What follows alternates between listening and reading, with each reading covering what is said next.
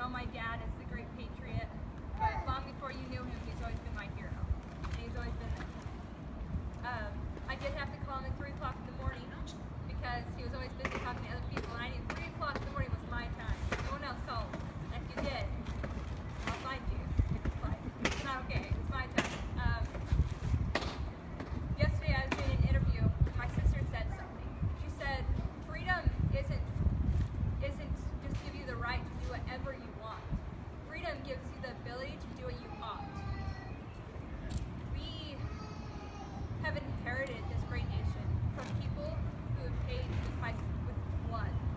And because we have become complacent and distracted, we have let all these freedoms just slip through our fingers because we're lazy, we don't want to do the work, and we want pretend false securities. So you can list almost all the problems our country is facing because we as American people decided that we didn't want to put in that much work. We didn't want to research to find out who the best candidate was. We didn't want to maybe run ourselves because that's a lot of work and I have a life. I'm going to read a quote my dad often quoted. And I usually just try to quote it, but I always butcher it, so this time I wrote it down.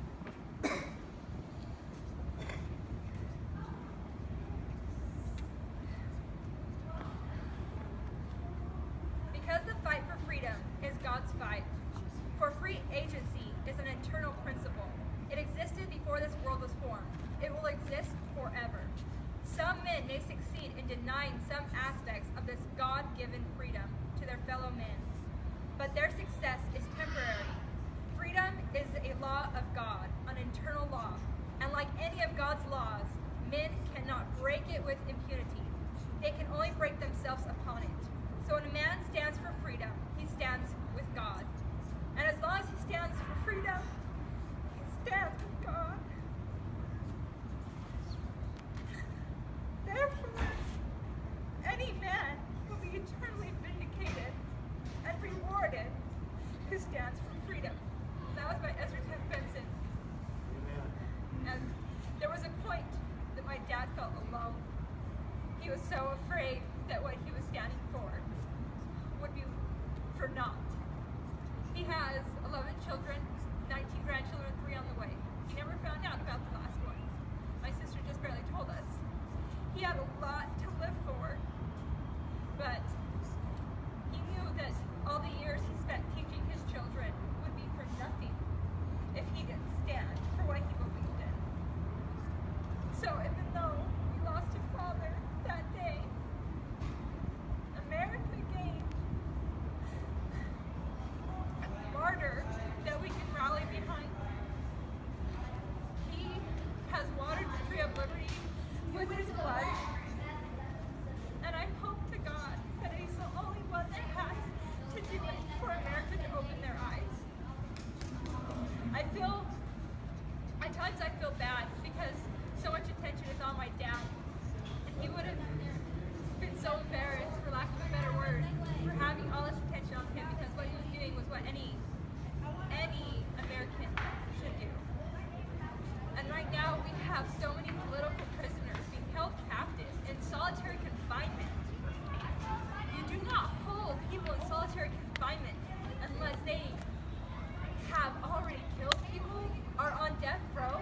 And what have they done? What have they done? They went out to the boonies. They went out to the boonies away from population and sat in a building. And they didn't just sit. They upgraded, they upkept, they built up stuff that the government should have been doing, but they didn't. And they're the ones being held in prison. 23 hours a day, they are in a dark cell. And for anyone that loves freedom, or is a rancher, feeling the wind on your face and an open sky, I mean, this city is oppressive to me just because it's so crowded. I'm used to wide open spaces. And so for someone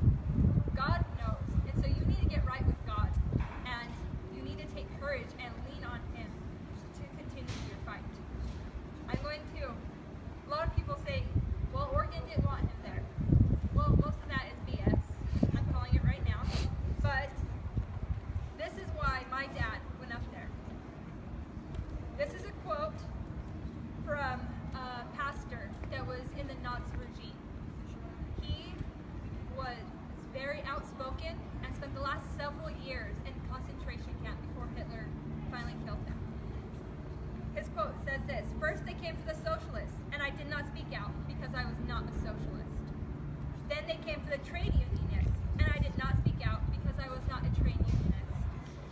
Then they came for the Jews, and I did not speak out because I was not a Jew. Then they came for me, and there was no one left to speak out. My dad put his life on the line, even though he could have stayed under the radar, to go stand up for a neighbor. Why? Because if we just ignore those around us because we're not the one in direct fire right now, who's going to stand for us when we do become under direct fire? You cannot, under good conscience, ignore those in need and continue your life. If you think that you will not be held accountable one day for ignoring those in need, you are truly mistaken. I lost a father because laws and things that should have been shot down years ago were not. And so on January 26th, a day before my father's 55th birthday, he was shot down with his hands in the air. And what part of me is upset with those that were complacent and let it get this bad? I am so eternally grateful for those that are standing now. My dad's book, I was reading one of the quotes from it.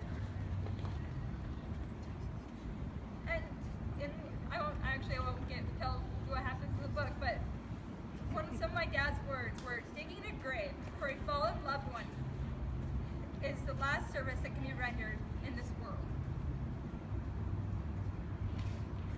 My family has a tradition. We have our own graveyard, and you're not allowed to use any machinery to dig the grave. The men go out in the morning before it's time to bury them, and they hand dig the grave.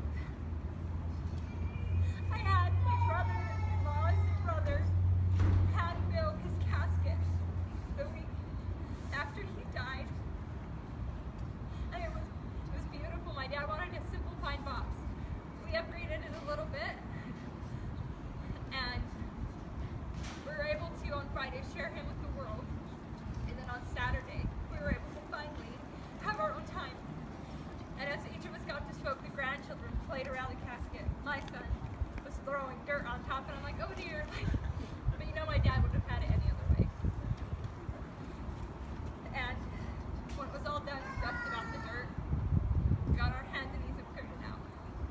And us, his daughters, had a chance to slowly bury him. And it was still unreal to me. We had a last second to throw in anything that was important to us that we wanted to throw in with him.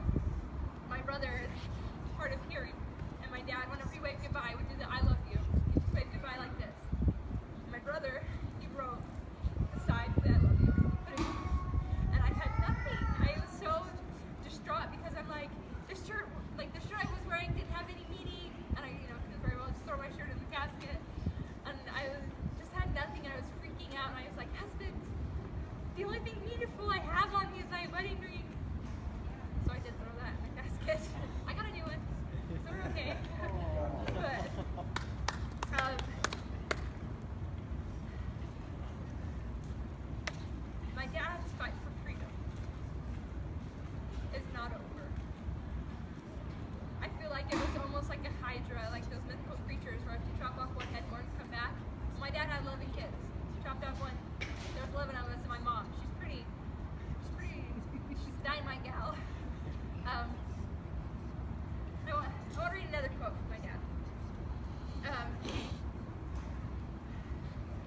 says, majority rule must stop at our unalienable, pure and our inalienable rights. Pure democratic rule is a terrible thing without morality. It is like two wolves and a lamb voting what's for dinner. Yep.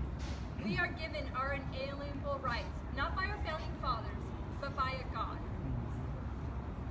You have these rights, and they are yours. Daniel Webster wrote the first dictionary, not so that we could spell better, but so that they could not change the meaning of the words in that document. And it shall not be infringed on. Infringed means not touched at all. You are able to bear arms however you like, according to the Constitution. You are able to speak out, however, according to the Constitution.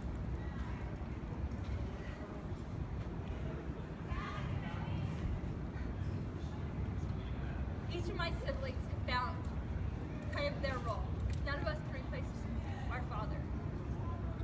Mine is to show the power of LaVoy. I want each of you to know that you are powerful beyond measure. Your voice counts because when one person stands, others stand with you. And even if you are to stand alone, you still stand with God. And what more do you need than our Supreme Creator standing? Amen. Yep. Right. I am no longer afraid for myself. My dad was never afraid for himself. He was talking to him before this. We asked, what's going on, Dad? Because we are all behind you. And his biggest fear was that his children would be in the crossfire. But in the end, he had faith in God, that God would take care of his children if he did what he was supposed to do. And God has truly taken care of us.